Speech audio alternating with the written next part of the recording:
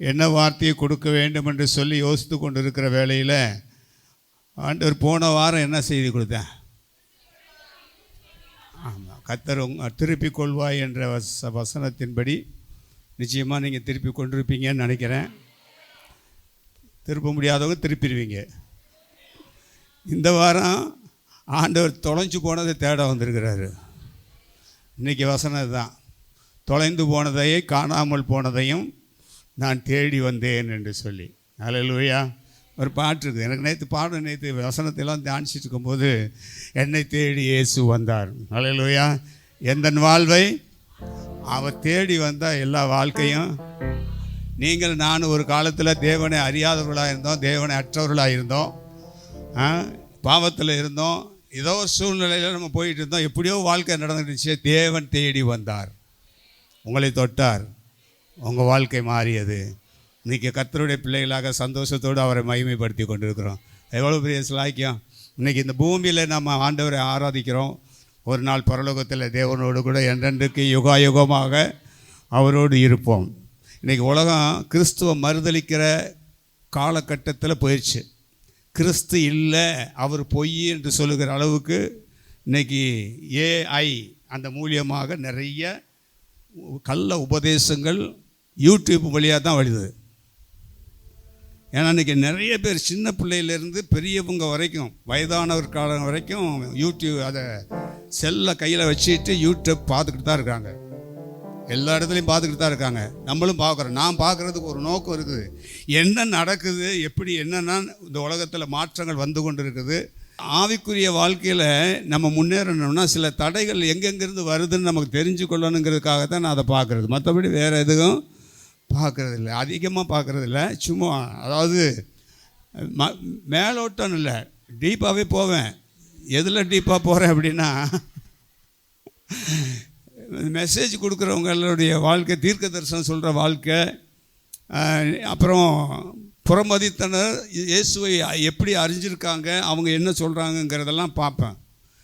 இன்றைக்கி தீர்க்க தரிசனம் சொல்கிறது மாதிரி இன்றைக்கி இந்த குறி சொல்கிறவங்க நிறைய பேர் எழுப்பிட்டாங்க இல்லையா?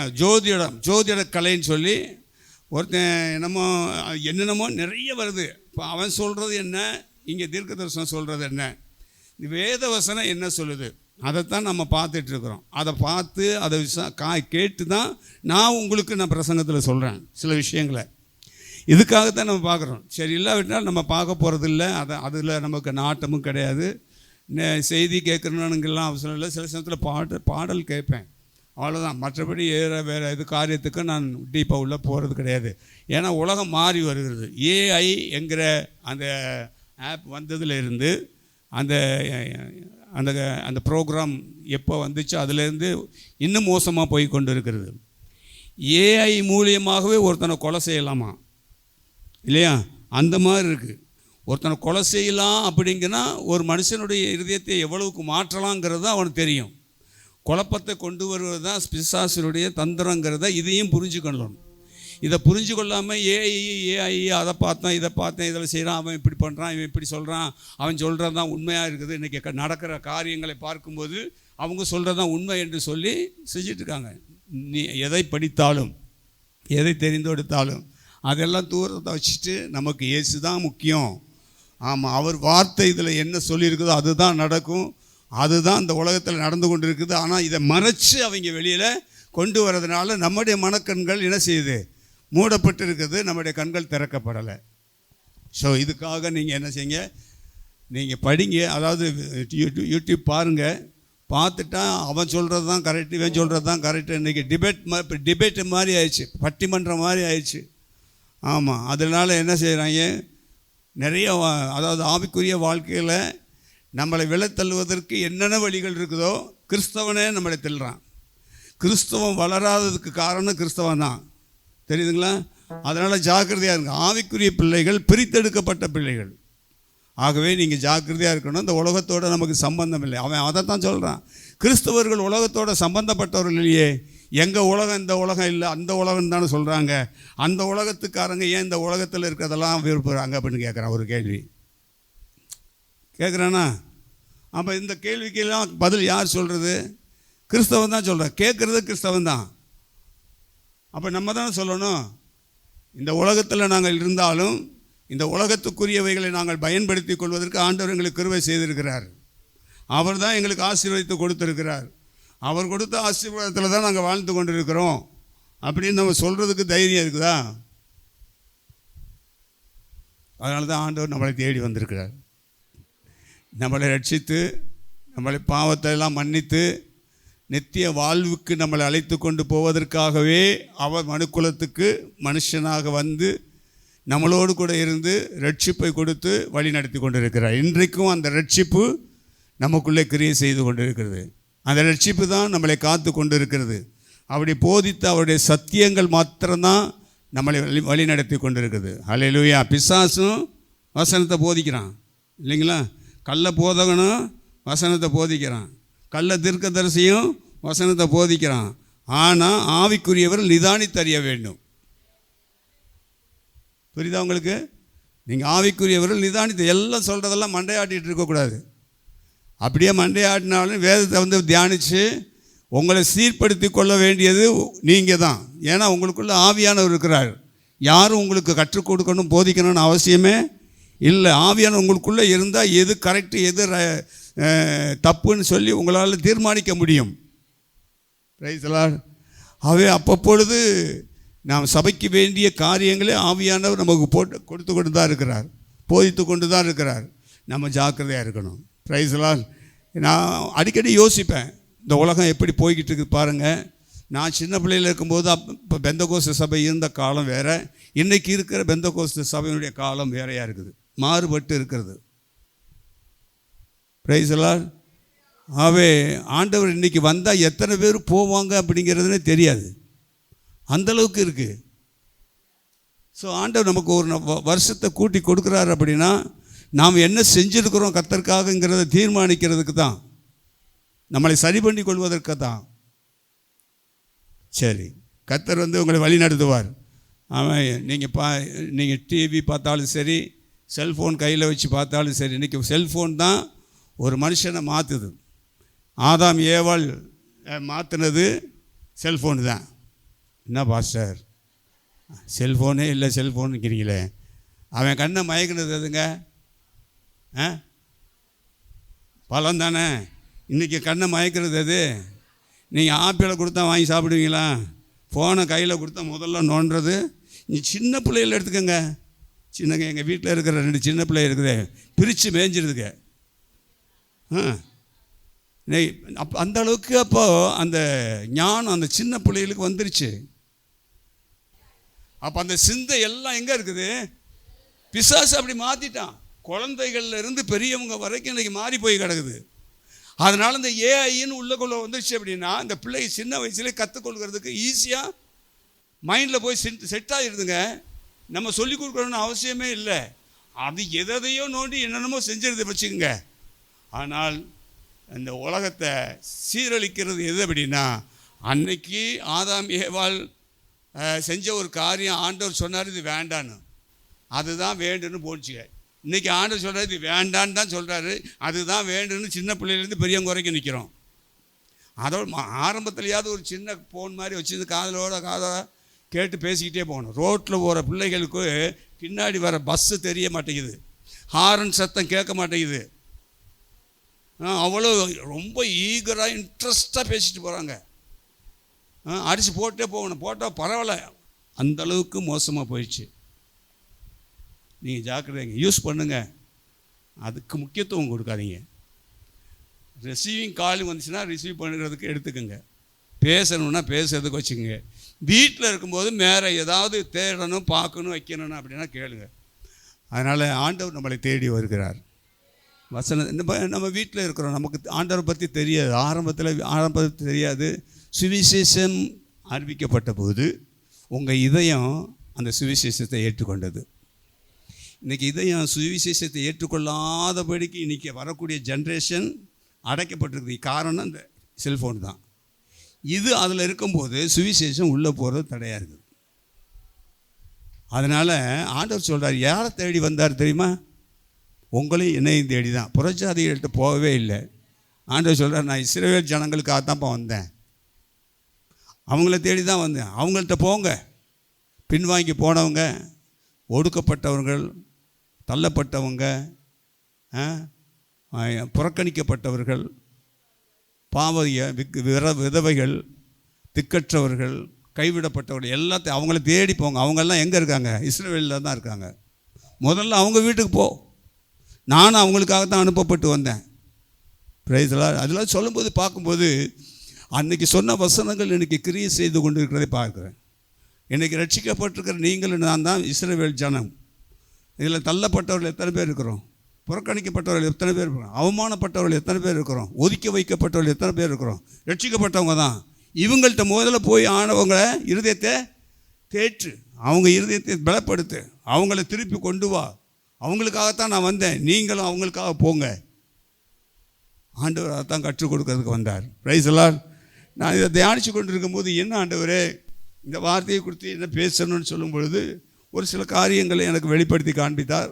அதை நான் உங்களோடு கூட நான் பகிர்ந்து கொண்டு, கர்த்தர் எப்பொழுதும் உங்களை தேடி வருகிறவராக இருக்கிறார் என்பதை புரிந்து நீங்கள் ஆண்டவருக்கு ஒப்பு கொடுங்க. காலம் கடைசியாக இருக்குது. என்றைக்கு கர்த்தர் வருவார் என்பது தெரியாது. கடைசி நிமிடங்களில் நாம் வாழ்ந்து கொண்டு இருக்கிறோம் என்பதை மாத்திரம் நீங்கள் புரிஞ்சு கொண்டால் போதும்.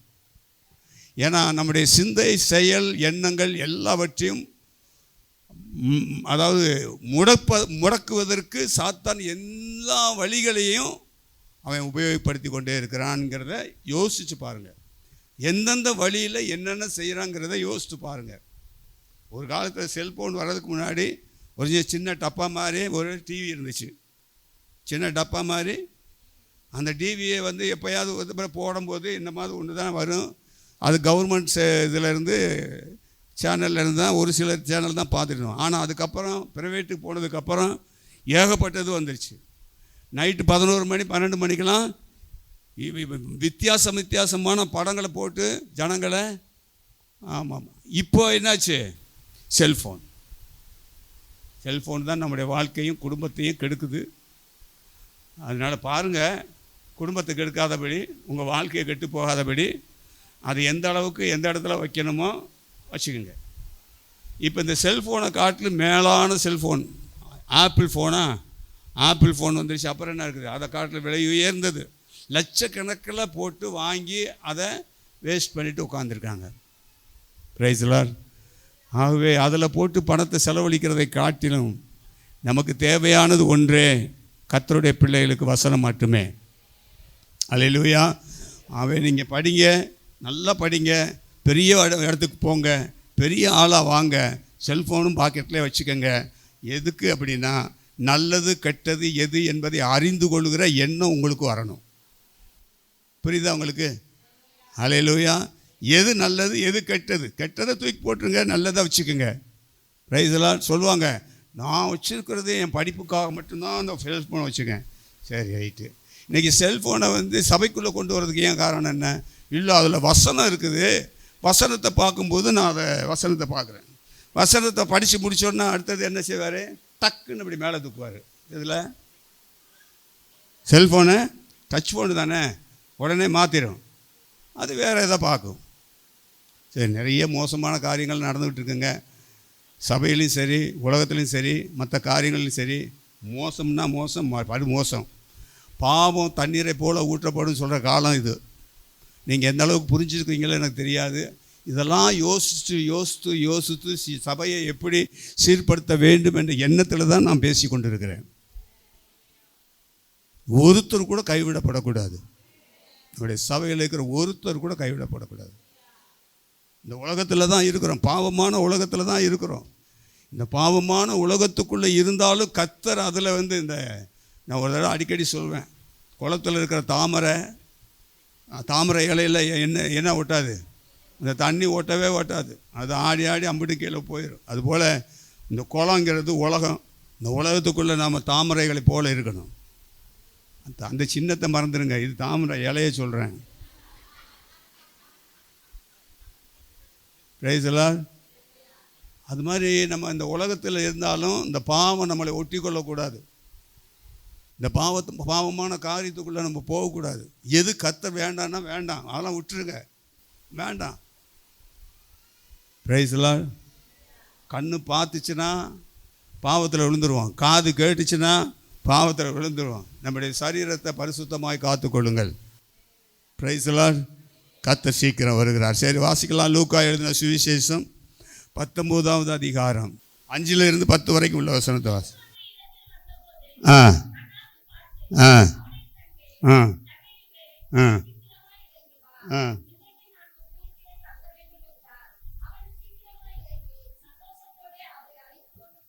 ம்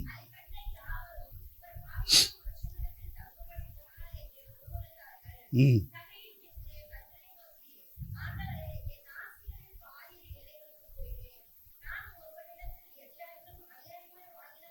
ம் ம் ம் ம் ம் இழந்து போனதை தேடவும் ரட்சிக்கவுமே மனுஷகுமாரன் வந்திருக்கிறார் என்றார். ஹல்லேலூயா. இதுதான் நம்முடைய தலைப்பின் செய்தி. இழந்து போனதை தேடவும் ரட்சிக்கவும் இயேசு உலகத்தில் வந்தார். இந்த லூக்கா எழுதின சுவிசேஷத்தினுடைய முக்கியமான கீவேர்ட்ஸ் இந்த வார்த்தை தான். ஹல்லேலூயா. கர்த்தர் உலகத்துக்கு வந்த நோக்கத்தை இங்கே லூக்கா பதிவு பண்ணி வைத்திருக்கிறதை பார்க்கிறோம். ஹல்லேலூயா. எதற்காக பூமிக்கு வந்தார் என்பதை ஆண்டவர் இங்கே தெளிவாக ஒரு 2 வழியில் சொல்லியிருக்கிறதை நாம் புரிந்து கொள்ள வேண்டும். எதற்காக வந்தார்? இந்த உலகத்தில் மனுஷன் பாவத்தில் விழுந்துட்டான். பாவத்தில் விழுந்த ஜனங்களை யாரும் கண்டுகொள்வதில்லை. ஆகவே அப்படிப்பட்டவர்களை, அப்படி இழந்து போனதை, அப்படின்னா என்ன, இயேசுவை விட்டு யாரெல்லாம் தூரம் போனார்களோ, சமூகத்தால் ஒதுக்கப்பட்டார்களோ, பாவத்தில் மூழ்கி போனார்களோ, ஒருவரும் விரும்பாத ஒரு பாத்திரமாய் போனார்களோ, தேவனற்றவர்களாக, தேவன் இல்லாதவர்களாக போனார்களோ, அப்படிப்பட்டவர்களை தேடி தான் ஆண்டவர் என்ன செஞ்சாராம்? வந்தேன் என்று ஆண்டவர் சொல்லுகிறார். ஹல்லேலூயா, ஹல்லேலூயா. அப்போ எங்கே தேடுறாரு? தொலைந்து போன இப்படிப்பட்டவர்களைத்தான் ஆண்டவர் தேடி இந்த பூமிக்கு வந்ததாக வேதம் சொல்லுகிறது. Price the Lord. ஒரு நாள் ஆண்டவர் மத்தியான வேளையில் சமாரியாவுக்கு போகிறார். எங்கே போகிறாரு? ஆமாம், சமாரியாவுக்கு போகும்போது அங்கே ஒரு கிணறு இருக்குது. கிணத்துல உட்கார்றார், தண்ணி வேணும் அப்படிங்கிறதுக்காக. சீசர்லாம் என்ன செய்கிறாங்க, சரி சாப்பாட்டுக்கு போய் வெளியில் போய் சாப்பிட்டு வாங்கிட்டு வரேன்னு சொல்லிட்டு அவங்க போயிட்டாங்க. இவர் மட்டும் தனியாக இருக்கிறாரு. ஒரு பெண் அந்த நேரத்தில் வர்றார், சமாரிய ஸ்திரீ இல்லையா. அவள் அந்த நேரத்துக்கு ஏங்க வரணும்?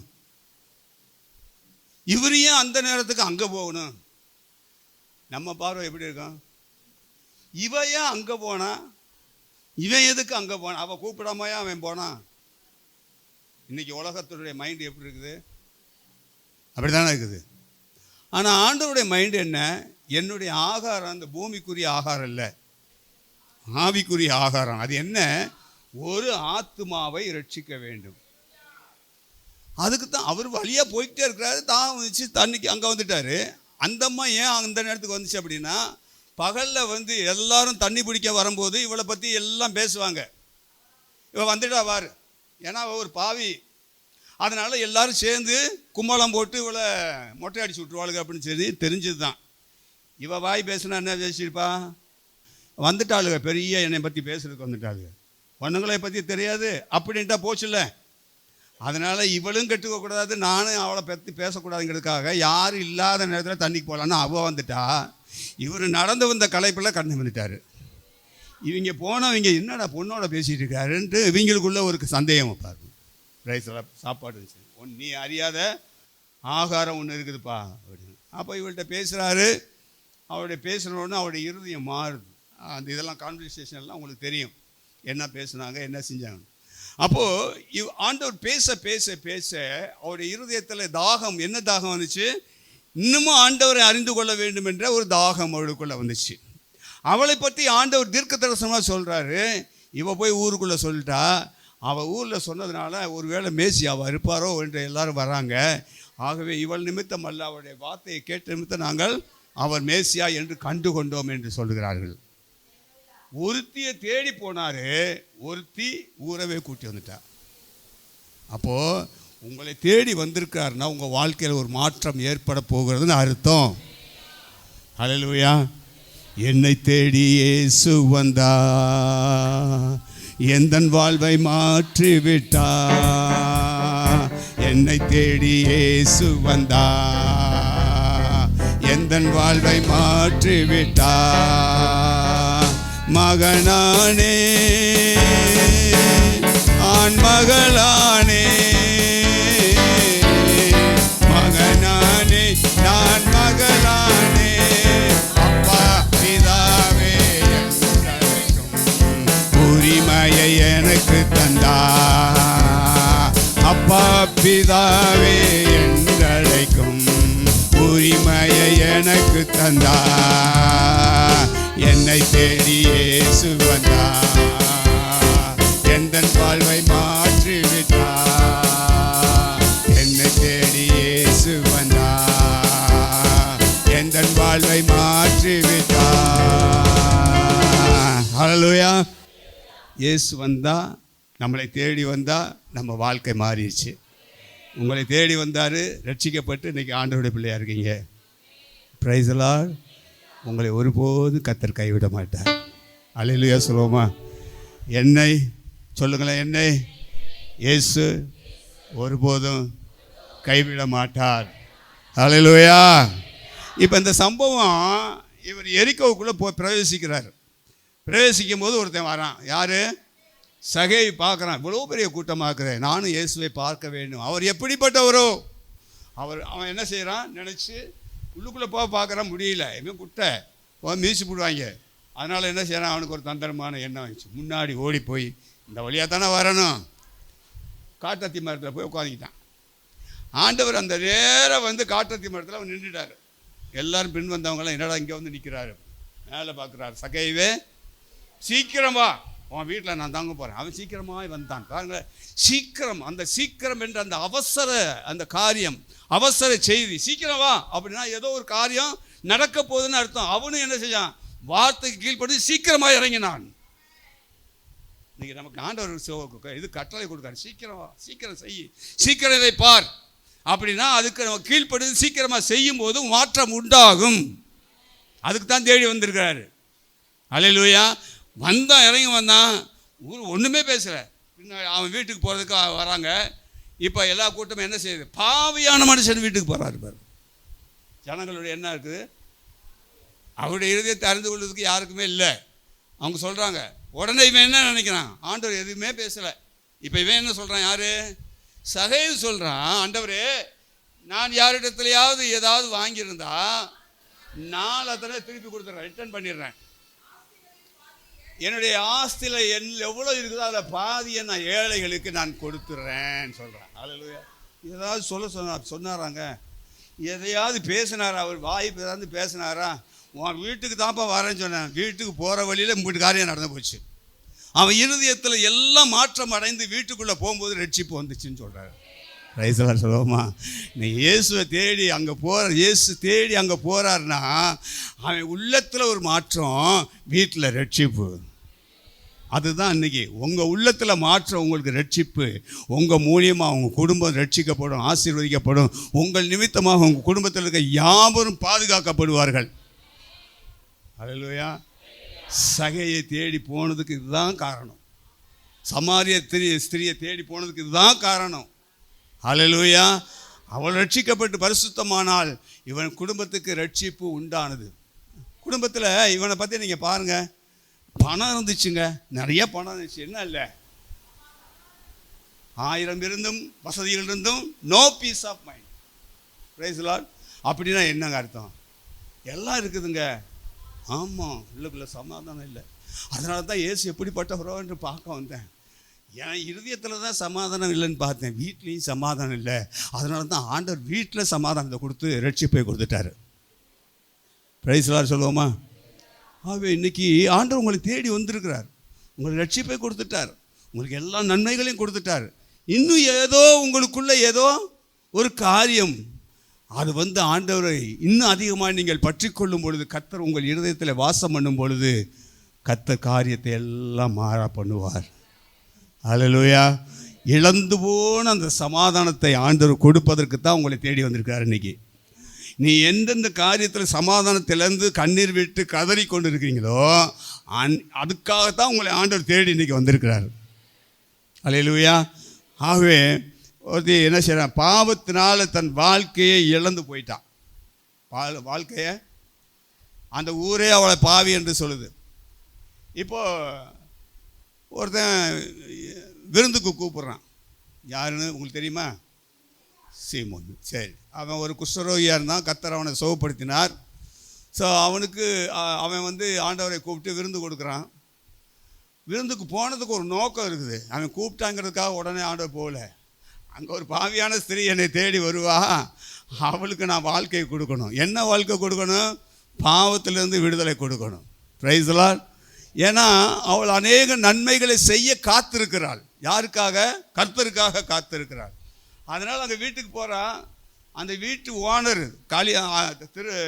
விருந்துக்கு அழைத்த ஓனர் என்ன செய்யணும், சரியான கணம் கொடுக்கலை. அவன் கணம் கொடுக்காதனால உள்ளுக்குள்ளே வந்துட்டாரு, உட்காந்துருக்காரு. இப்போ அந்த கணத்தை எப்படி கொடுக்கணும் அப்படிங்கிறத ஒரு பாவியான ஸ்திரீ மூலியமாக வெளிப்படுத்தி காண்பிக்கிறார். இவன் செய்யாததை அவள் செய்கிறான். அதனால் இவள் என்னிடத்தில் அதிக அன்பு கொண்டு இருக்கிறாள், எனக்காக நற்கிரியைகளை செய்திருக்கிறாள் என்று சொல்லுகிறாள். ஹல்லேலூயா. அங்கே விருந்துக்கு போனது விருந்துக்காக மாத்திரம் அல்ல, அங்கே இருக்கிற ஒரு பாவியான ஸ்திரியை தேடித்தான் போயிருக்கிறாள். அவள் அங்கே வருகிறாள். பிரைஸ் தி லார்ட் சொல்லுவோமா? அவள் இப்படி அநேக காரியங்கள். இன்னொன்று சொல்லப்போனால், இந்த புறஜாதியான ஒரு கொர்நேலியன்னு ஒரு மனுஷன் இருக்கிறான். யார் தெரியுங்களா? 100க்கு அதிபதி. அவனுக்கு யாரும் சொல்லவும் இல்லை, ஆண்டவரை பற்றி அவனுக்கு தெரியவும் தெரியாது. ஒருவேளை அப்படி இருந்திருக்கலாம். ஆனால் அவனுக்குள்ள ஒரு இது என்னன்னா, அவன் ஆண்டவரை அறிந்து கொண்டான். அறிந்து கொண்டது மாத்திரமல்ல, தன்னோடு கூட இருக்கிறவர்களை சேர்த்து வைத்து ஜெபம் பண்ணி தான தர்மம் பண்ணி உபவாசித்து தேவனை தேடி கொண்டிருந்தான். எப்படி அவனுக்கு அந்த எண்ணங்கள் வந்துச்சுன்னு தெரியல. அல்லேலூயா. ஆனால் அதை செய்தான். அப்படி செய்யும் பொழுது கர்த்தர் அதை பார்க்கிறார். அதனால் அந்த இடத்துக்கு ஒரு முக்கியமான செய்தியை கொடுப்பதற்கு ஒரு ஆள் போக வைக்கணும். அந்த ஆள் யாரை முன்குறிச்சிருக்காருன்னா, பேதுருவை முன்குறிச்சிட்டார். அதனால் கொர்நேலியிட்ட சொப்பனத்தை தரிசனத்தில் ஒருத்தர் பேசுகிறார். நீ போய் அங்கே தோல் பதனி எடுக்கிற இடத்துல பேதுருன்னு ஒருத்தர் இருப்பான், நீ அவனை கூட்டிகிட்டு வந்து உன் வீட்டில் அவனை பேச வை அப்படிங்கிறார். ஹல்லேலூயா. இதை கேட்டு 3 பேர் ஓடுறாங்க. இவர் மேல் வீட்டறையில் ஜெபம் பண்ணிட்டு இருக்காரு. தரிசனத்தை காண்பிக்கிறார். என்ன தரிசனம்? ஒரு துப்பட்டி 4 மூலை கட்டப்பட்டிருக்கிறது. அதில் ஏகப்பட்ட மிருகங்கள், அசுசியான மிருகங்கள் இருக்குது, நல்ல மிருகங்கள் இருக்குது. சரி, இதை பார்த்தோன்னே இவனுக்கு ஒரே ஷாக் ஆயிடுச்சு. ஆண்டவர் பேசுகிறார், இதை அடித்து புசி அப்படின்னு. யூதன் அசுத்தமானதெல்லாம் சாப்பிட மாட்டானே, இதை நான் எப்படி சாப்பிட்றது? நான் சொல்கிறேன், நீ சாப்பிடு. Price the Lord. உனக்கு ஒன்றும் புரியல. இதெல்லாம் கண்டுட்டு வெளியில் வரும்போது தான் தேடி வராங்க 3 பேர், உங்களை கூப்பிட்றாங்க வாங்க அப்படின்னோடனே. அப்போ தான் அந்த இது அப்போது ஆண்டவர் பேசுகிறார், நீ போ, அவங்க கூட எதுவும் சந்தேகப்படாமல் போ அப்படின்னு. போய் பார்த்ததுக்கப்புறம் தெரியுது, அம்புட்டும் புறஜாதிகள் அங்கே உட்காந்துருக்கிறது. யாரையா? ஆமாம், ஒரே மனதுடையவர்களாக ஏக்கத்தோடு ஏதோ எதிர்பார்ப்போடு அவங்க உட்கார்ந்துருக்கிறதை பார்த்தோன்னே, அப்போ வசனம் சொல்லுது, யூதர்கள் புறஜாதிகளோடு கலந்து கொள்ள மாட்டாங்களாம். அப்படி இருக்கும்போது என்னை இந்த இடத்துக்கு கொண்டு வந்ததுக்கு தேவனுடைய நோக்கம் ஒன்று இருக்குது என்பதை புரிந்து கொண்டான். வசனத்தை போதிக்க ஆரம்பித்தான். அவங்க மேலே பரிசுத்த ஆவியானவர் இறங்கினாராம். யூதர்களுக்கு மட்டும்தான் பரிசுத்த ஆவியானவர் நினச்சி கொண்டிருந்த பேதுரு வசனத்தை பிரசங்கிக்கும் போது புறஜாதிகள் மேலே என்ன ஆகுது, பரிசுத்த ஆவியானவர் இறங்கினதை பார்த்தோன்னா அவனுக்கு அப்படியே ரொம்ப ஷாக் ஆயிடுச்சு. அப்போ நம்மளை போல இவர்களையும் பரிசுத்த ஆவியை பெற்றவர்களை விளக்கக்கூடாது, இவர்களும் நம்மளோடு சேர்ந்தவர்களே. இதை புரிய வைக்கிறதுக்கு பேதுருக்கு தேவைப்பட்டார். இதை சொல்லுவதற்கு அந்த புறஜாதிகளுக்கு ஒரு ரட்சிப்பை கட்டளையிடுவதற்கு இந்த பேதுருவை தான் தெரிந்து கொண்டார். புரியுதா உங்களை போல சில பேரை தெரிந்து கொள்வதற்கு நோக்கம் இருக்கிறது. உங்களை கொண்டு அடுத்தவர்களை ரட்சிப்பதற்கு உங்களை தேவன் தெரிந்தெடுத்து வைத்திருக்கிறார். அதனால தான் உங்கள் கூட பேசி கொண்டிருக்கிறார். ரைஸ்லா உங்கள் மேலேயும் கர்த்தர் கரிசனை விட, பேதுரு மேலே கரிசனை விடுறாங்க. நீ போ, புறஜாதிகள்கிட்ட போ, அங்கே போ, முதல்ல அங்கே போய் பார் அப்படின்லாம் சொல்கிறார். ரைஸ்லா. ஆனால் வேதம் சொல்கிறது, காணாமல் போன ஆடுகளாகிய இஸ்ரவேல் வீட்டாரிடத்திற்கே போங்கள் என்று சொன்னார். ரைட்டு தான். அதே சமயத்தில் ரட்சிக்கப்பட்டிருக்கிற நீங்கள் நானும் புறஜாதி தான், உங்களை தேடி தான் போக சொல்கிறாரு. நம்மளை தேடி தான் ஆண்டவர் வர சொல்கிறார். ரைஸில் உங்களை யூத குலத்தை போய் தேடிப்போ, இஸ்ரேல் தேசத்தில் போய் யூதர்களை பார்த்து பேசுன்னு சொல்லலை. நீங்களும் நானும் தான் அந்த புறஜாதிகள், அந்த ரட்சிக்கப்பட்டிருக்கிற புறஜாதிகள், ரட்சிக்கப்பட்டிருக்கிற யூத ஜனங்கள்னு வச்சுக்கோங்க. நமக்குள்ளே இருக்கிற பெரிய பிரச்சனைகள் நிறைய இருக்கிறதுனால தான் நம்மளை தேடி வர சொல்லியிருக்காரு. இன்றைக்கி ஆண்டவருடைய வசனமும் நமக்குள்ளே தான் வந்து கொண்டிருக்குது. பிரைஸ் தி லார்ட், ஹல்லேலூயா. இந்த கொர்நேலியு அப்படிப்பட்ட ஒரு புறஜாதியாக இருந்தாலும் இயேசுவுக்காக தங்களையும் தன்னுடைய கூட்டாரத்தையும் ஆதாயப்படுத்தி கொண்டான் என்று பார்க்கிறோம். இன்றைக்கி நீங்கள் ஒரு சிலர் ஜெபம் பண்ணுறீங்க, எல்லாம் செய்கிறீங்க, ஆனால் ஜெபத்துக்குன்னு பார்க்கும்போது கூட்டம் வர்றதே இல்லை. முந்தி மாதிரி இப்போ கூட்டம் வெள்ளிக்கிழமை உபவாசம்னா வந்துடுவாங்க, செவ்வாய்க்கிழமை உபவாசம்னா வந்துடுவாங்க, காத்திருப்பு கூட்டம்னா ஒரு கூட்டமே இருக்கும். அதுக்கு தான் காத்திருப்பு கூட்டம்னு வச்சது. ஒரு பெருந்திரள் கூட்டம் வரும். இன்றைக்கி அதெல்லாம் போச்சுங்க. இன்றைக்கி அதெல்லாம் ஜெபிக்கணும் வாஞ்சி இருக்குது, ஆனால் கூடுறதுக்கு என்ன இல்லைன்னு இல்லை, சூழ்நிலைகள் வரல அப்படின்னு சொல்லிடுறாங்க. பிரைஸ்லாம் எப்படி காலம் மாறிடுச்சா? இப்போ ஜெபம் உங்களுக்குள்ளே இருக்குது, ஆனால் ஒன்று கூட முடியல. ஒருமித்து கூடி வாசம் பண்ணுகிற இடத்துல தான் தேவன் வாசம் பண்ணுகிறார். இன்றைக்கி கூகுள் மீட் வந்ததில் இருந்து கூகுள் மீட் மூலியமாக ஜெபம் நடந்துக்கிட்டே இருக்குது. நீங்கள் பார்க்குறேன், செல்ஃபோனை ஓப்பன் பண்ணிடுறாங்க. எதுக்கு? கூகுள் மீட் ஜெபம் நடந்துக்கிட்டே 24 மணி நேரம் நடக்குதுன்னு வச்சுக்கோங்க. அந்தந்த டைம் வரும்போது மட்டும் ஜெபம் பண்ணுறாங்க. மற்றவங்க அந்த டைமில் அவங்க இருக்கிறாங்களான்னா இருக்க மாட்டாங்க. இப்போ என் டைம் 10 மணி டு 11 மணினா நான் மட்டும்தான் உட்காந்து ஜெபம் பண்ணிகிட்டு இருப்பேன். அவங்க அங்கே ப்ரெசன்ஸில் இருக்காங்களா? இது கூகுள் மீட்டு, இது ஜெபம். நாங்களும் ஜெபம் பண்ணினோம். என்னங்க இது? அதாவது கொரோனா வந்துச்சு, எவனும் வெளியே போக மாட்டான், அதனால் வீட்டுக்குள்ளே அடைஞ்சு கிடப்பாங்கிறதுக்காகத்தான் கூகுள் மீட்டை நம்ம ஆரம்பித்தோம். அது எல்லாருமே ஆரம்பித்தாங்க. அன்னைக்கு பிரயோஜனமாக இருந்துச்சு. இன்றைக்கி பார்த்தீங்களா மாறிடுச்சு. ஆனால் இந்த கொர்நேலியு எவ்வளோ ஜனங்களை கூட்டி வச்சு என்ன செஞ்சானா, கர்த்தரை தேடுவதற்கு ஒருமனப்பட்டார்கள். இன்றைக்கி கர்த்தரை தேடுறதுக்கு ஒரு மனமே இல்லைங்க, ஒரு மனம் இல்லை. உண்மையே சொல்கிறேன், ஒரு மனம் கிடையாது. இப்படியே போச்சுன்னா ஏன்னா கழுது தேஞ்சு கட்டெரும்பு ஆனது மாதிரி, கட்டெரும்பு தேஞ்சு அப்புறம் என்ன எறும்பு? சுள்ளெரும்பு ஆணிச்சான். சுள்ளெரும்பு மோசமான கடிச்சிச்சுன்னா அவ்வளோதான். அந்த மாதிரி நிலைமையில் ஆவிக்குரிய சபைகள் போய்கொண்டு இருக்கிறதை புரிந்து கொள்ளுங்கள். சோம் பண்ணுங்க. கொர்நேலியு புறஜாதியாக இருந்தேன், நாமளும் புறஜாதி தான். இயேசுவை ஏற்றுக்கொண்டதுனால அந்த யூத குலத்தினுடைய கிளையில் ஒட்டப்பட்டிருக்கிற யூத கிளைகள் நாமும் சொல்லிக்கலாம். இணைந்திருக்கிறோம், யூதர்களோடு இணைந்திருக்கிறோம். இல்லைன்னா நம்மளும் வெட்டப்பட்டு போனது தான். கிருபையாய் தேவன் இணைத்து வைத்திருக்கிறார். அந்த இணைத்ததை பிரிக்காதிருக்க கடவுதுன்னு சமய கல்யாணத்தில் சொல்கிறோம். கர்த்தர் இணைத்ததை மனிதன். ஸோ என்ன சொல்கிறதுன்னு தெரியல. எசேக்கியேல் வாசிக்கலாம். எசேக்கியேல் புஸ்தகம் 34வது அதிகாரம் 12வது வசனத்தை வாசிங்க.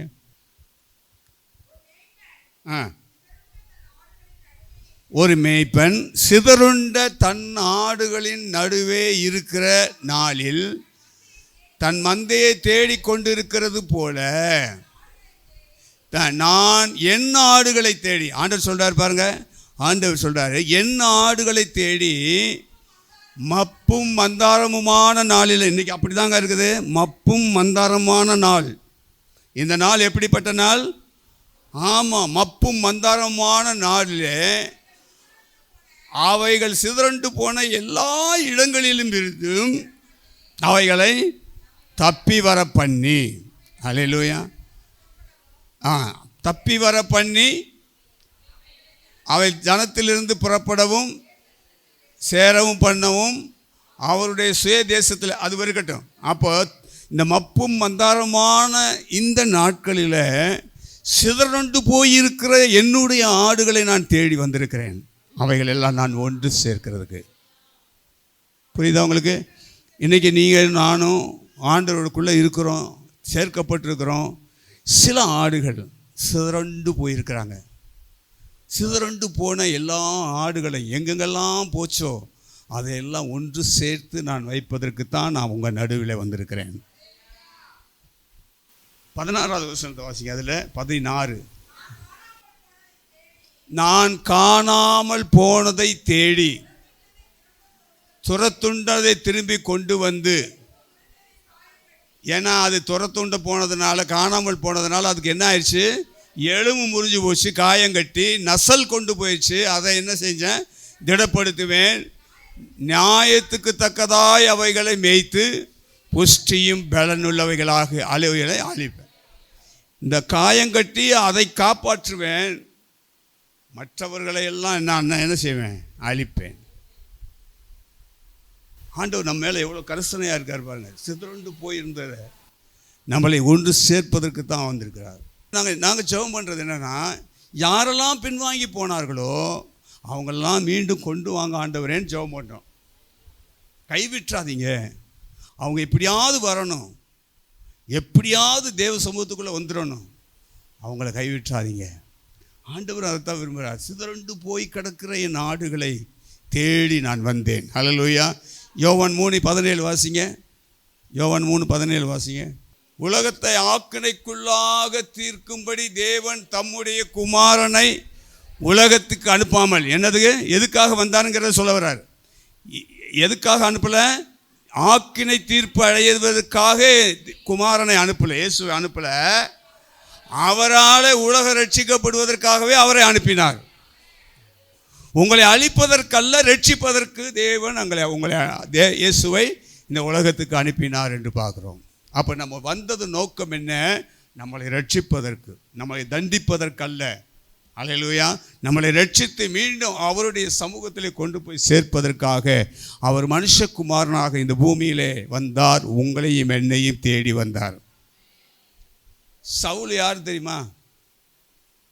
சவுல் யார்? அவனுக்கு பக்தி இருந்துச்சு. யூத மார்க்கத்தில் பக்தி நிறைந்தவன்.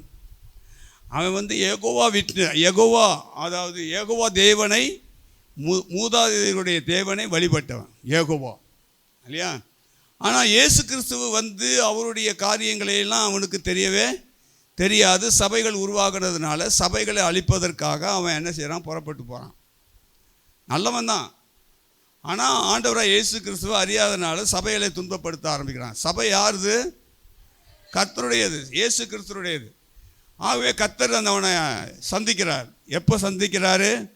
மதியான வேளையில், நல்ல உச்சி வெயில் அடிக்கிற நேரத்தில் சந்திக்கிறார்.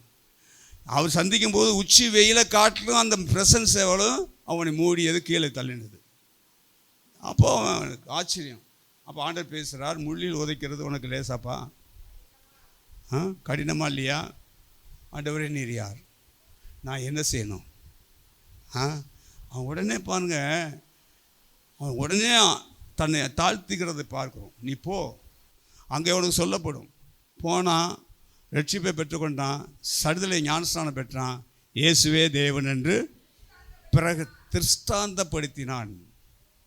பிரைஸ்லாம் எங்கே தேடி போயிருக்கார்? டைரக்டாக போகல, பிரசன்னம், அவருடைய தரிசனத்தை பார்க்கிறான். ஆண்டவராக இயேசு கிறிஸ்துடைய தரிசனத்தை பார்த்த உடனே மனம் மாறிறான்.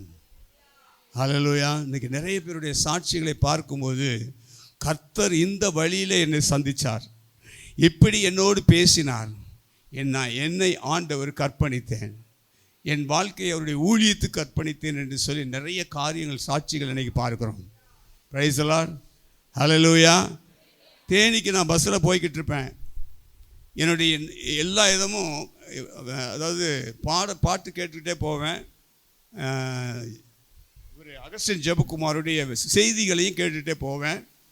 கேட்டுகிட்டே போகும்போது வசனத்தையும் தியானித்து கொண்டே போவேன். அப்போ போகும்போது ஒவ்வொரு தடவையும் போகும்போது புஸ்தகத்தை திறக்கும் பொழுது 2 எஜமானுக்கு ஊழியம் செய்யாதேன்னு வரும்.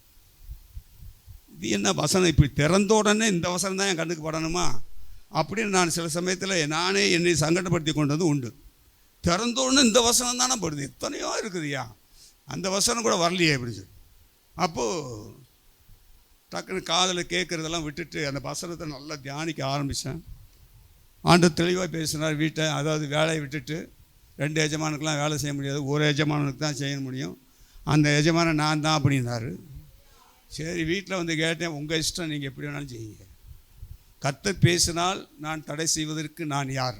எங்கள் வீட்டில் எங்கள் வீட்டுக்காரம்மா சொன்னாங்க, பிள்ளைகள்லாம் பல சின்ன சின்ன பிள்ளைங்க, பால் குடிக்கிற பிள்ளைய, அவங்களுக்கு ஃபீட் பண்ணுறதுக்கே சரியான ஒரு வழி இல்லை எனக்கு.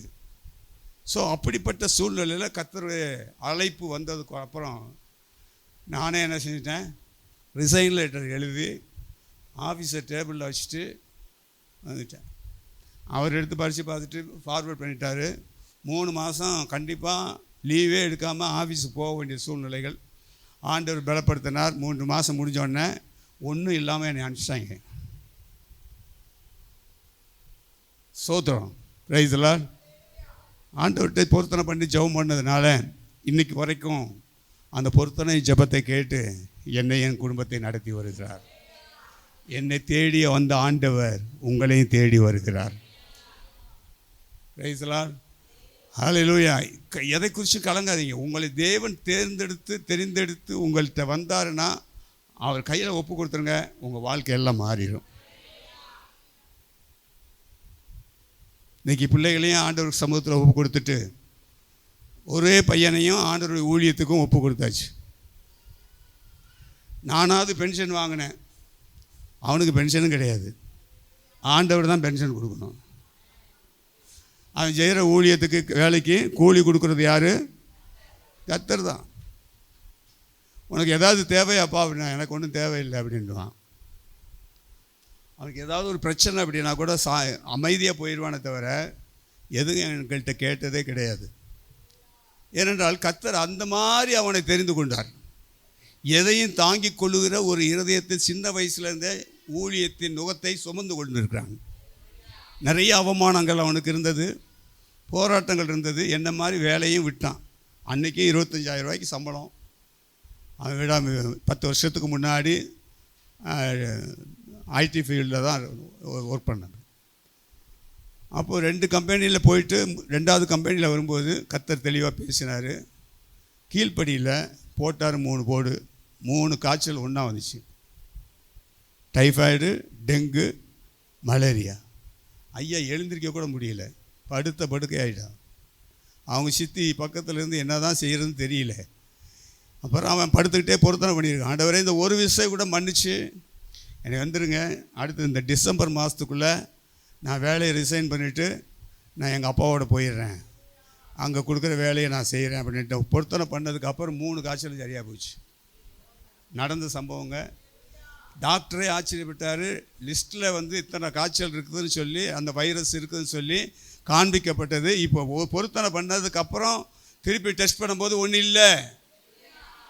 அன்றைக்கி நைட்டாக வந்துட்டான். அன்றைக்கி தான் என் வீட்டில் ஷெரீனுக்கு வந்து நிச்சயதார்த்தம் பண்ணுறோம். வந்து சேர்ந்தார். ஆள் அடையாளமே தெரியாமல் இப்படி இருந்தான்.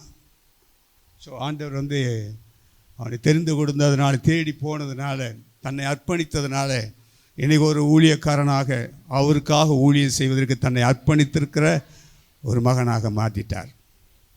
பிரைஸ் எல்லாம் சொல்லுவோமா? உங்களை தேடி ஆண்டவர் வராருன்னா ஏதோ ஒரு காரணத்துக்காக வரார். நீங்கள் அவருக்கு தேவை, அதுக்கு தான் தேடி வர்றார். அந்த எதிர்பார்ப்பை கொடுப்பதற்கும் ஆண்டவர் தேடி வருகிறார். இப்போ நம்ம பார்த்த ஒவ்வொரு காரியத்தையும் அதுதான் சொல்லப்பட்டிருக்கிறது. அல்லேலூயா. சமாரியா ஸ்திரியையும் தேடி வந்தார், கொர்நேலியும் தேடி போனார், புறஜாதியான இருக்கிற பாவியான ஸ்திரியும் தேடி போனார், இந்த சகையையும் தேடி போனார். இன்றைக்கி நம்மளையும் தேடி வருகிறார். தேடி போன எல்லா இடங்களிலும் பெரிய ஒரு மாற்றம், ஆசீர்வாதம் உண்டானது போல் உங்களை தேடி இந்த நாளில் வந்திருக்கிறதுனால ஒரு பெரிய மாற்றத்தை நீங்கள் காண்பீங்க. கர்த்தர் ஒரு ஆசீர்வாதத்தை உங்களுக்கு வைத்திருக்கிறார். அதை பெற்றுக்கொள்ளுங்க. கர்த்தர் உங்களை ஆசீர்வதிப்பாராக. அல்லேலூயா. லூக்கா 15:4 வசனத்தை வாசிக்கலாம். உங்களில் ஒரு மனுஷன் 100 ஆடுகளை உடையவனாய் இருந்து ஒன்று காணாமல் போனால் 99 ஆடுகளையும் வனாந்தரத்திலே விட்டுட்டு காணாமல் போன ஆட்டை கண்டுபிடிக்கும் அளவும் தேடி தெரிய மாட்டானோ. 100 ஆடு இருந்தாலும் ஒரு ஆடு இல்லைன்னா அவன் இருதயம் அப்படியே படபடத்து போயிடும். ஒன்றை காணாமே, தேடு தேடு தேடிக்கிட்டே இரு, எங்கேயாவது கிடைக்கும். அது போன வழி, இருந்த வழி, மேய்ந்த இடம் எல்லாம் பாரு. அது எங்கேயாவது சிக்கி அது வெளியில் வர முடியாத அளவுக்கு மாட்டி கொண்டு இருக்கான். அதைத்தான் நசல் கொண்டதும் எலும்பும் முறிந்ததுமாய் கிடக்கிற ஆடு, அதை தேடி போடா அப்படின்னு சொல்லி நம்மளை பார்த்து சொல்கிறாரு. உங்கள் அப்படிப்பட்டவர்கள் யாராவது இருந்தால் நீங்கள் தேடி போங்க. யாருக்கோ என்னமோ நடக்கட்டும் போகாதவங்க, உண்மையாய் நீங்கள் தேடி போங்க. ஆஸ்பத்திரியில் எத்தனை பேர் இருக்காங்க நம்முடைய பிள்ளைங்க. அடுத்தவனை கூட பார்க்க வேணாம், நம்முடைய குடும்பத்தை சார்ந்தவர்கள் அல்லது நம்முடைய சபையை சார்ந்தவர்கள் ஆஸ்பத்திரியில் எத்தனை பேர் இருக்காங்க, எத்தனை பேர் வியாதிப்பட்டிருக்கிறாங்க. அவங்கள தேடி இருக்கீங்களா?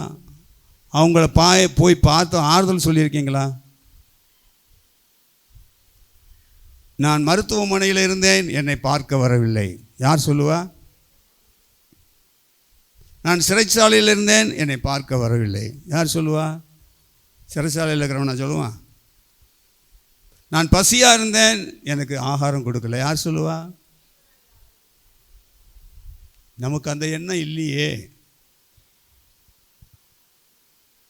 நாம் இயேசுவின் பிள்ளைகள் என்றால் அல்லது இயேசுவின் சீடர்கள் என்றால் அவருடைய குணாதிசயங்கள் நமக்குள்ளே காணப்பட வேண்டும், கொஞ்சமாவது காணப்பட வேண்டும். Price the Lord. ஹல்லேலூயா சொல்லுவோமா? ஒருவருக்கொருவர் நீங்கள் சிநேகிக்கிறவர்களாக இருந்தால், நீங்கள் பக்கத்தில் இந்த வாரம் உட்கார்ந்துருக்கும்போது அடுத்த வாரம் அந்த மகள் வரல, அந்த சகோதரி வரலன்னா நீங்கள் என்ன செய்யணும்? விசாரிக்கணும். என்னை விசாரித்தீர்கள்னு ஆண்டவர் சொல்லுவார். அப்போ தான் சொல்லுவார், இவர்களுக்கு செய்ததை எனக்கு செய்தீங்க, இவர்களுக்கு நீங்கள் செஞ்ச நன்மையை எனக்கு செஞ்சீங்க, அவருக்கு செஞ்ச நன்மையை எனக்கு செஞ்சீங்கன்னு சொல்கிறார். மத்தேயு 25 நீங்கள் எப்போ ஆண்டவரே இதெல்லாம் கேட்டீங்க கேட்பாங்க. Price the Lord. நாம் செய்கிற ஒவ்வொரு காரியமும் கர்த்தர் பரலோகத்தில் ரெக்கார்டில் எழுதிக்கிட்டே. ஆமாம், இன்றைக்கி என் பிள்ளை இன்றைக்கி ஆராதனைக்கு வரலையே, நான் தினம் இந்த இடத்துல ஜெபம் பண்ணிட்டேன். நீங்கள் சபைக்கு கொடுத்த ஒரு பிள்ளைகள் கூட ஞாயிற்றுக்கிழமை ஆராதனை மிஸ் பண்ணக்கூடாது. உங்களுடைய நாமத்தை மகிமைப்படுத்தணும், அதுக்காக தான் நான் தெரிந்து கொண்டீங்க. இங்கே இன்றைக்கி ஆராதனை பண்ணிக்கிட்டு இருக்கும்போதே ஒரு வார்த்தை வந்துச்சு, என்ன கனம் பண்ணுகிறவளை நான் கனம் பண்ணுவேன்டா, என்ன நீ கனம் பண்ணலை அப்படின்னா நான் கனவீனப்படுத்துவேன்டான்னு சொல்கிறார். அப்போ நம்ம அவரை கனப்படுத்துறதுக்கு தானே வந்திருக்கிறோம். ஒரு முக்கால் மணி நேரம் மிஞ்சி போனால் 1 மணி நேரம் ஆராதனை பண்ண போகிறோம். அந்த ஆராதனை வேளையில் கூட நம்ம ஒழுங்கீனமாக இருக்கிறோம் அப்படின்னா, அவரை கனப்படுத்த வேண்டிய அந்த நேரத்தில் கனப்படுத்தாமல் உட்காந்துருந்தோம் அப்படின்னா, வயசில் மூத்தவங்க அல்லது வியாதியில் இருக்கவங்க உட்கார்ந்ததை பற்றி பிரச்சனையே இல்லை. மற்றவங்க எனக்கு இதை தான் உணர்த்தினார் இன்றைக்கி. அப்போது தேவன் நம்மளை அழைத்த நோக்கம் என்ன? அவரை ஆராதிப்பதற்கு. இந்த ஜனத்தை எனக்கு என்ன ஏற்படுத்தினேன், அவர்கள் என் துதியை சொல்வதற்கு தான் உங்களை ஏற்படுத்தி இருக்கிறார். அந்த துதியை சொல்லாமல் கனவீனப்படுத்தினீங்கன்னா நீங்கள் கனவீனப்பட்டு போவீங்க. கனப்படுத்தினீங்கன்னா கர்த்தரும் கனப்படுத்துவார். ஏன்ட்டா இங்கே உட்காந்துக்கு அதான் சொன்னேன், எனக்கு ரொம்ப மனசு கஷ்டமாக இருந்துச்சு. என்னை கனம் பண்ணால் பண்ணட்டும்னா போகட்டும், என்னை கனம் பண்ணுறவனை நான் கனம் பண்ணுவேன், கனவீனப்படுத்துகிறவளை கனவீனப்படுத்துவேன். ஸோ அதுக்காக தாங்க நம்மளை தேடி வந்திருக்கிறாரு. உன் நசல் கொண்டு போன உன் வாழ்க்கையை, முறிந்து போன உன் வாழ்க்கையை மீண்டு எடுப்பதற்குத்தான் தேவன் உன்னை தேடி வந்திருக்கிறார். உனக்கு அப்படிப்பட்ட கிருபைகளை கொடுத்துருக்கிறார். அந்த கிருபையை பெற்றுக்கொண்ட நீ கர்த்தரை கனப்படுத்துறதுக்கு ஏன் கலங்குற? Price the Lord. இன்னொரு வசனத்தை வாசிங்க, லூக்கா 15:32 வாசிங்க. சகோதரனாகிய இவனை மரித்தான், திரும்பவும் உயிர்த்தான். யார் காணாமல் போனது? கூட இருக்கிற சகோதரன் தான் காண போனான். பாவத்தில் விழுந்துட்டான் இல்லையா? காணாமல் போனது காரணம் என்ன? அவன் பாவத்தில் விழுந்தவன். அவன் என்ன செய்கிறாப்போ? தன்னுடைய பாவத்தை உணர்ந்து மீண்டும் தன்னை வெளிப்படுத்துகிறான் தகப்பனிடத்தில். திரும்பவும் காணப்பட்டான். ஆனபடினாலே அவன் திரும்பி வந்து தன்னை வெளிப்படுத்தினான்ல, நான் இருக்கிறேன், உயிரோடு தான் இருக்கிறேன், பாவத்தில் விழுந்துட்டேன், உன் பிள்ளைன்னு சொல்கிறதுக்கு எனக்கு வெக்கமாக இருக்குது, ஆனால் வேலைக்காரனில் ஒருத்தனா என்னை எடுத்துக்கொள்ளுங்க. அவன் சொல்கிற தகப்பனில் சொல்கிறான், இல்லை நீ என் பிள்ளை தான். பிள்ளைக்குரிய எல்லா அதிகாரத்தையும் மீண்டும் அவனுக்கு கொடுக்குறான். அதாவது நல்ல ஆடையை கொடுக்குறான், மோதிரத்தை மோதிரம் ஒரு அதிகாரம், அதாவது அத்தாரிட்டியை கொடுக்குறான். அவனுக்கு காலில் அவனுக்கு என்ன செய்கிறான்? சப்பலை கொடுத்து அவனை பெரிய இடத்துல தான் உட்கார வைக்கிறான். இழந்து போனால் ஆண்டவர் மீண்டும் அவனை தேடி அவனை அரவணைத்து கொண்டார் என்று பார்க்குறோம். Price the Lord. நம்ம தேடி வந்தான், காணாமல் போனான், திரும்பவும் காணப்பட்டான். ஆனபடினாலே நாம் சந்தோஷப்பட்டு மகிழ்ச்சியாக இருக்க வேண்டுமே என்று சொன்னார். ஹல்லேலூயா. இன்றைக்கி நம்முடைய சகோதரர்கள், கூட பிறந்த சகோதரர்கள் மாத்திரம் இல்லைங்க, ரட்சிக்கப்பட்டிருக்கிற சகோதரர்கள் சகோதரிகளை காணாமல் போயிருந்தா, சபைக்கு வராமல் போனா, ஆண்டவரை தேடாமல் விட்டு போயிருந்தா, அவங்கள தேடி போங்க. நீங்கள் சொல்கிற வார்த்தையினாலே அவன் மனம் திரும்பி மீண்டுமாய் ஆண்டவருக்குள்ளே வரணும். காணாமல் போனான், திரும்பி வந்துட்டான், நாம் அவனை ஏற்றுக்கொள்ளணும். ஹல்லேலூயா, ஹல்லேலூயா. கர்த்தர் அதைத்தான் நமக்கு எடுத்து காண்பிக்கிறார். ஹல்லேலூயா. அதனால தான் சொல்கிறாரு, காணாமல் போன ஆடுகளாகி இஸ்ரவேல் வீட்டாரிடத்துக்கு போங்கள் என்று சொல்லுகிறார். இன்னைக்கு நீங்கள் போவீங்களா? அது முடியாது. கசப்பு இல்லை, கசப்பு.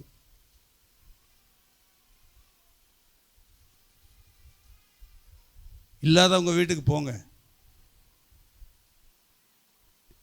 யார் இல்லையோ, உங்களுக்கு எதுவும் உதவி செய்ய முடியாத சூழ்நிலையில் இருக்கிறவங்க வீட்டுக்கு நீங்கள் போங்க. யார் வீட்டுக்கு நீங்கள் போனாலும் அவங்கள வாழ்த்துங்க. கர்த்தர் உங்களை ஆசீர்வதிப்பார், கவலைப்படாதீங்கன்னு சொல்லுங்கள். இதுவே அவங்க வாழ்க்கையில் பெரிய ஒரு புத்துணர்ச்சியை கொண்டு வந்துடும்.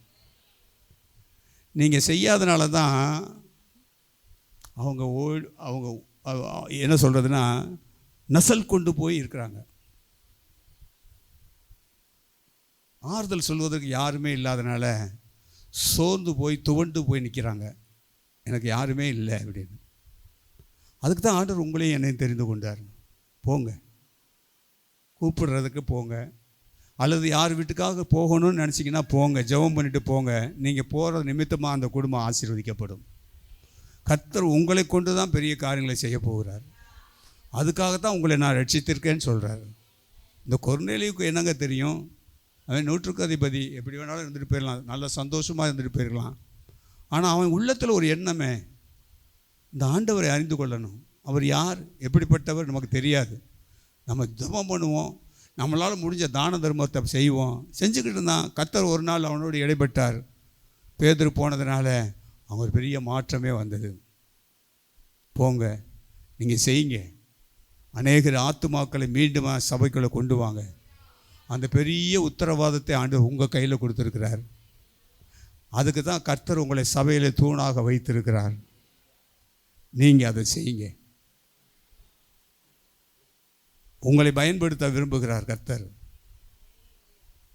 நீங்கள் ஒரு பயனுள்ள பாத்திரமாக இருக்க வேண்டும் என்று ஆண்டவர் விரும்புகிறார். உங்கள் பாத்திரத்தில் அவருடைய கிருபைகளை ஊற்றியிருக்கிறார், அபிஷேகத்தை ஊற்றியிருக்கிறார், வல்லமையை கொடுத்திருக்கிறார். நம்ம அதை தெரிந்து கொள்ளாமல் இருக்கிறோம். Praise the Lord. ஹல்லேலூயா. இன்னைக்கு கர்த்தர் உங்களை தேடி வந்திருக்கிறார். இழந்து போனதை தேடி ரட்சிக்கவும் மனுஷகுமாரன் வந்திருக்கிறார். கர்த்தர் நம்முடைய சபையை நேசிக்கிறபடினாலே இந்த வார்த்தைகளை மூலியமாக உங்களோடு பேசியிருக்கிறார். நான் உன் கூட இருந்து செய்கிற காரியம் மிக பயங்கரமாக இருக்கும். அந்த விசுவாசத்தோடு செய்யுங்க. நீங்கள் ஜெபம் பண்ணும்போது அற்புதம் நடக்கும். நீங்கள் கை வைக்கும்போது விடுதலை உண்டாகும். பிசாசுகள் ஓடும். நீங்கள் உள்ளே நுழைஞ்சாலே போதும். கர்த்தர் உங்கள் கூட இருக்கிறார். ஆத்துமாக்களை ஆதாயம் பண்ணுங்க. எதை நீங்கள் ஆதாயம் பண்ணாலும் அழிஞ்சு போயிடும். ஆத்துமா ஆதாயம் பண்ணுறவர்கள் பரலோக ராஜ்யத்தில் பிரகாசிப்பார்கள். அதுதான் கணக்கு உங்களுக்கு. இன்றைக்கி பேங்க் அக்கௌண்ட்டில் லட்ச லட்சமாக இருந்தாலும் இன்றைக்கி நம்ம செத்து போனால் என்னத்தை கொண்டு போக போகிறோம்? இன்னும் கோடி கோடியாக சம்பாதிச்சு வச்சிடும். செத்து போனதுக்கப்புறம் அதை எப்போ எடுப்பாங்க? எதை பாடியை எப்போ எடுப்பாங்க? உயிரோடு இருக்கிற வரைக்கும் தான் மதிப்பு. செத்துட்டா நாய் சீந்தாது. நீ எவ்வளோதான் நல்லது செஞ்சிருந்தாலும் உங்களை தூக்கி போட்டுருவாங்க, அவ்வளோதான், மிதிச்சிடுவாங்க. கர்த்தர் நம்ம மத்தியில் இருக்கார். நீ செய்கிற ஒவ்வொரு காரியங்களையும் கர்த்தர் பார்த்து உன்னை கனப்படுத்தி தூதர்களுக்கு முன்பாக கர்த்தர் உங்களை உயர்த்தி உங்களை ஆசீர்வதிப்பார். இந்த பூமியில் நீங்கள் உயிரோடு இருக்கிற காலங்களில் கர்த்தர் உங்களை ஆசீர்வதித்து சாட்சியாக நிறுத்துவார். கர்த்தருக்காக மாத்திரம் நீங்கள் செயல்படுங்க. கொஞ்சம் ஒரு ஸ்டெப் எடுத்து வைங்க, போதும். மீதி அவர் பார்த்து கொள்வார்.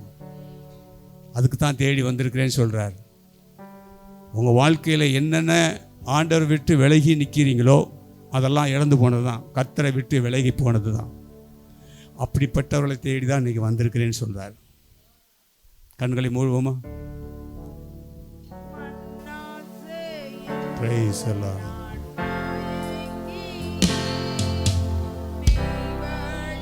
விட்டகன்றே கண் போன போக்கு கண்டற்றியே கண்டேனில்லை இன்பமே காணாமல் போன பாசம் என்னை தேடி வந்த தெய்வமே வாழ்நாளெல்லாம் உம் பாதம் சேரும் பாதையில் நடத்தும்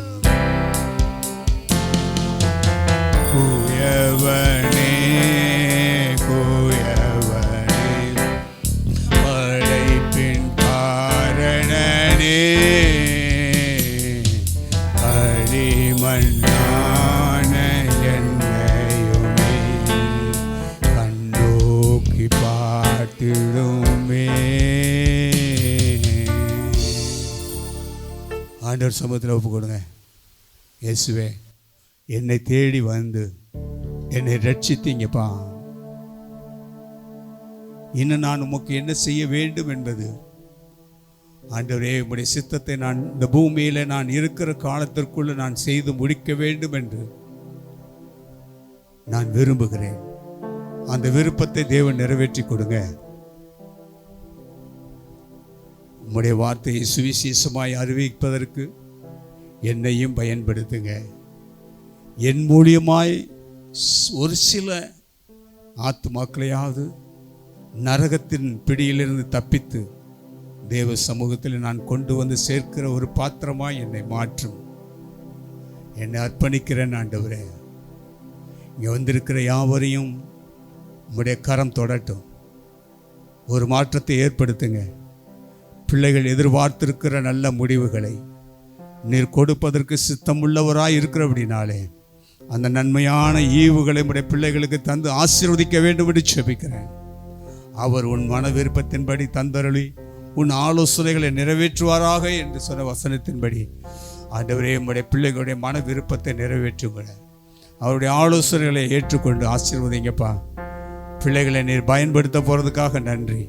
வந்திருக்கிற ஒவ்வொரு குடும்பத்தையும் நீர் ஆசீர்வதிக்கிறதுக்காக நன்றி. ஒரு குறையில்லாதபடி தேவனுடைய பிள்ளைகளுடைய வாழ்க்கையில் அற்புதம் செய்யுங்க, அதிசயம் செய்யுங்க.